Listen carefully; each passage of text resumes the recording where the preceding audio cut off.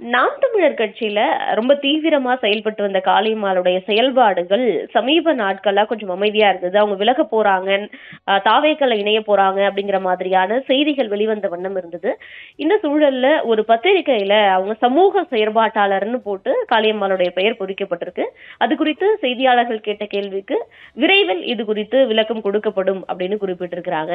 நான் நாம் தமிழரில் தான் தொடர்கிறேன் அப்படிங்கிற பதிலும் அவங்க கொடுக்கல. இதை எப்படி பாக்குறது சார்?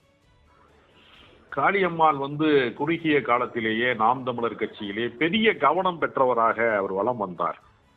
அதற்கு காரணம் அவர் ஒரு மீனவ சமூக பின்னணியிலே இருந்து வருகிறார். அவர் பெண்களை பெரிய அளவிலே ஒருங்கிணைக்கக்கூடியவராக இருக்கிறார்.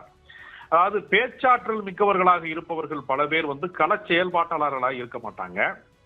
கள செயல்பாட்டிலே தீவிரமாக இயங்கக்கூடியவர்கள் பல பேர் பேச்சாற்றல் மிக்கவர்களாக இருக்க மாட்டார்கள். எப்பொழுதுமே பேச்சாற்றலும் செயல் திறனும் ஒரு புள்ளியில் சந்திப்பது என்பது மிகவும் அபூர்வமான விஷயம்.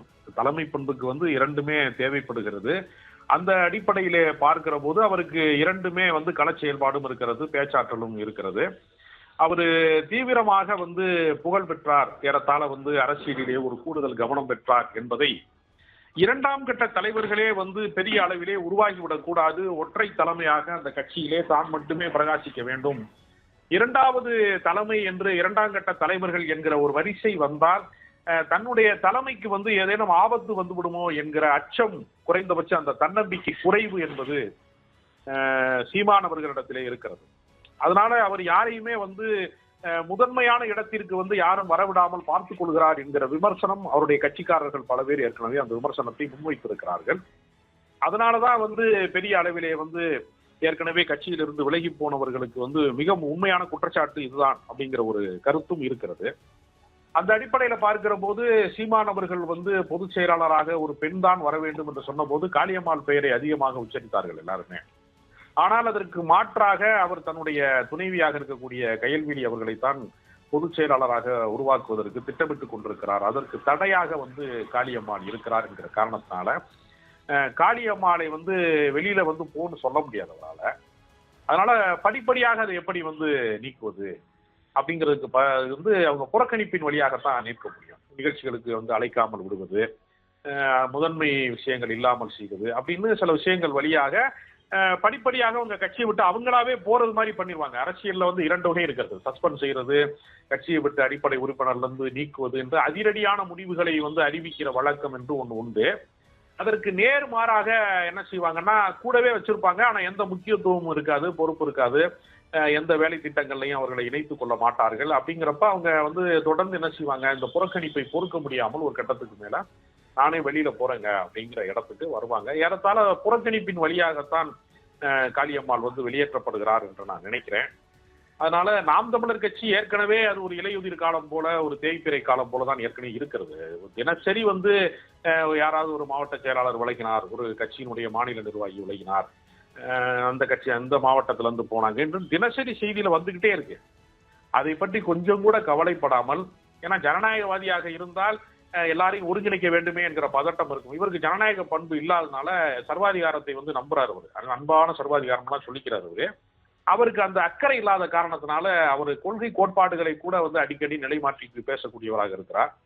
அதனால அவரை பின்தொடர்வது என்பது கட்சிக்காரர்களுக்கு, கொள்கை சார்ந்தவர்களுக்கும் ஒரு பெரிய இடையூறாக இருக்கிறது. காளியம்மாள் மாதிரி ஆளுமை பண்பு மிக்கவர்களுக்கும் அது ஒரு பெரிய இடையூறாக இருக்கிறது. எனவே இந்த மாற்றம் என்பது தவிர்க்க இயலாதது.